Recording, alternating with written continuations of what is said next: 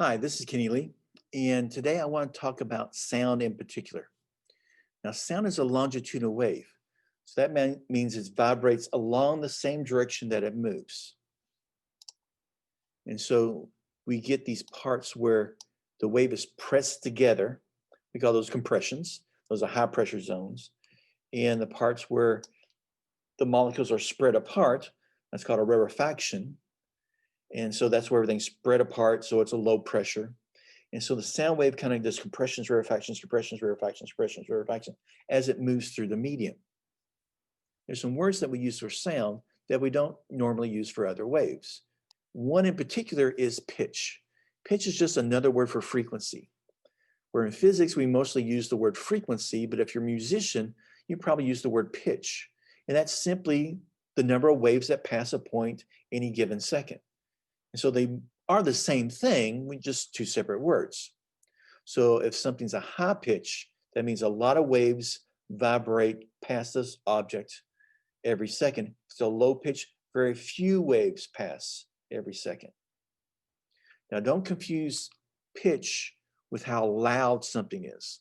A lot of times people think a high pitched noise is also loud, and it's not. It can be anything. Pitch is just how many waves that go by. Loudness is your perception of that sound. Some people may hear a certain sound and think it's very, very loud, while others can barely hear it. So it's an opinion. It's just, you may think you're playing music at appropriate level, while somebody else may think it's way too loud, and another person can't hear it at all and wants you to turn it up. But what's not an opinion is intensity. Intensity is a measure of the power and energy that sound wave has. And it goes along with the amplitude of the sound. And for sound, we measure the intensity in decibels. I want to talk about three different sonic ranges that we have. The first one is what we call infrasonic. Infra is a prefix that means below or beneath. So infrasonic are frequencies that's too low for humans to hear.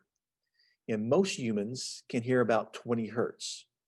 Although individuals may vary, 20 hertz is a good number to go by. So if something's vibrating at 10 hertz, we won't be able to hear it.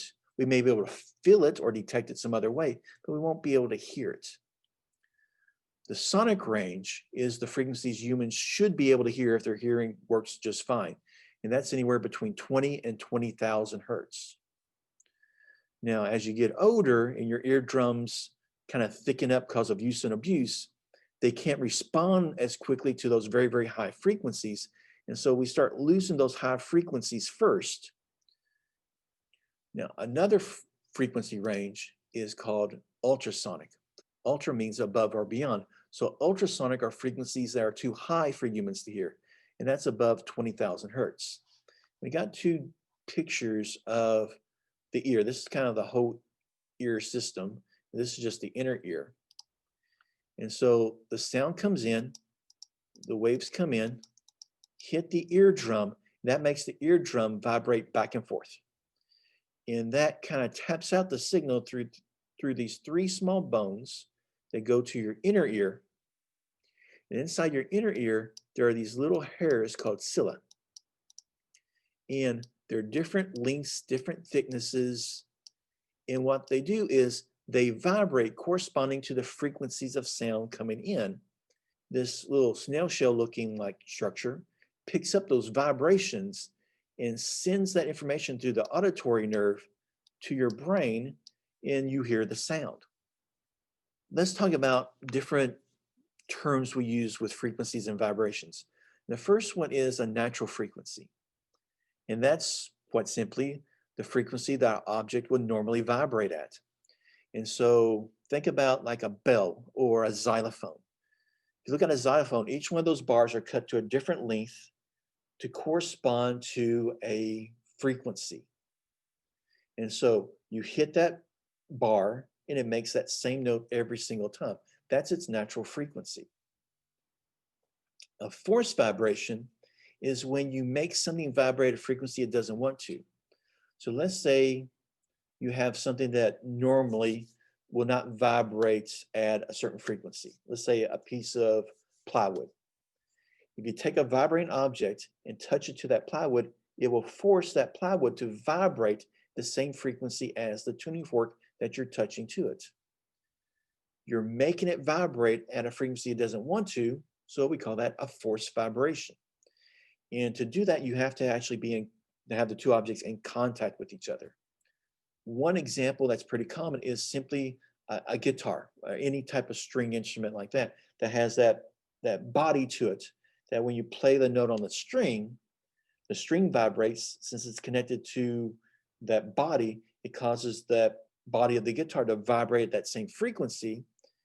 And since that body is much bigger, it can move more air, so it makes the sound louder. So it's easily heard rather than just plucking that one string. The body helps amplify the sound and broadcast it out for everyone to hear. A sympathetic vibration is when you have two separate objects that both have the same natural frequency. You play one, the sound waves come off, hit the other one, but that one wants to vibrate at that same frequency, so it starts vibrating on its own. And so it begins to play that same note. There's no content that needs to be involved. And each time you make that pass transition from one object to the other, the sound gets a little bit less each time. A resonance differs, where a resonance is you play something's natural frequency, but you amplify it so it builds. So the object vibrates more. So the sound gets louder and louder and louder until it's really loud, or in some extreme cases, the object will actually rip itself apart. A good video to look at is the Tacoma Narrows Bridge collapse. That's an example of a resonance that it results in catastrophic failure. Or there's some videos out there of somebody like an opera singer or some type of singer singing a note and causing a wine glass to shatter. That's a resonance. You've amplified that so that glass vibrates more and more until it simply can't take the stress and it rips itself apart. So let's go into some demonstrations with these terms, and I'll show you how those work. So we'll be back in a second. Okay, for natural frequency, I've got a tuning fork here. Now this is a big one, and it is middle C, which is 256 hertz. And this one should be easily picked up by the microphone.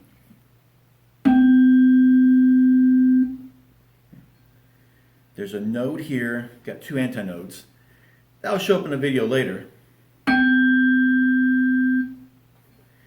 Now, I've also got two other tuning forks. This one is 480 hertz, which is a B apparently. Don't know if you can hear that one. And this one is also 256 hertz, so it's the same one as that one. So same frequency, but it's not as loud because it's not as big. It doesn't have this sounding board that it's on. Now for a forced vibration, I want to get this vibrating. Listen to this change in sound when I touch the board. Did you hear it get louder? I'm forcing the board to vibrate at 256 hertz. And since the board is bigger, it can move more air, the sound got louder. Okay?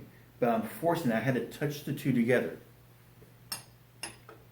For sympathetic vibration, I've got these two tuning forks, and they are both set to the same frequency.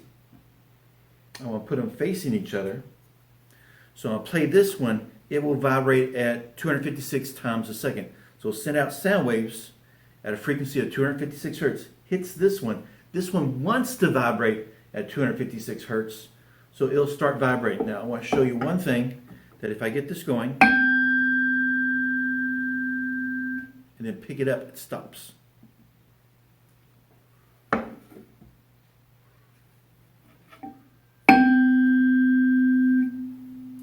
Hear that one? Try it again. Let's do it this way. See if it sounds better that way. And this one's a little loose. One more time.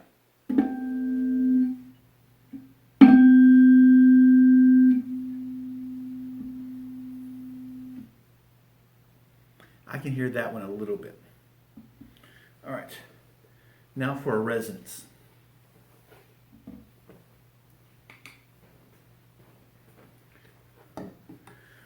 Okay, for a resonance, I've got this cylinder filled with water. I've got this PVC pipe in there, and I'm going to use the 256 hertz middle C one.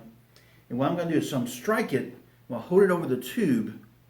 That way the sound of the sound waves go into the tube.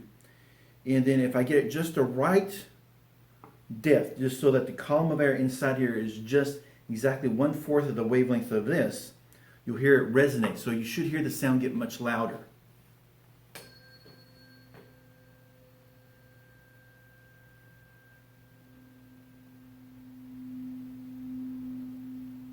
You hear that one right there? Let's try the 480 hertz.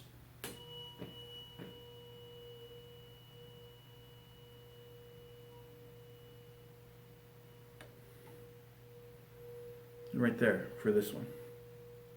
See where it got louder? That sets up a resonance, so it vibrates louder. It picks up amplitude. Thank you. Hope you enjoyed the video. Talk to you again later.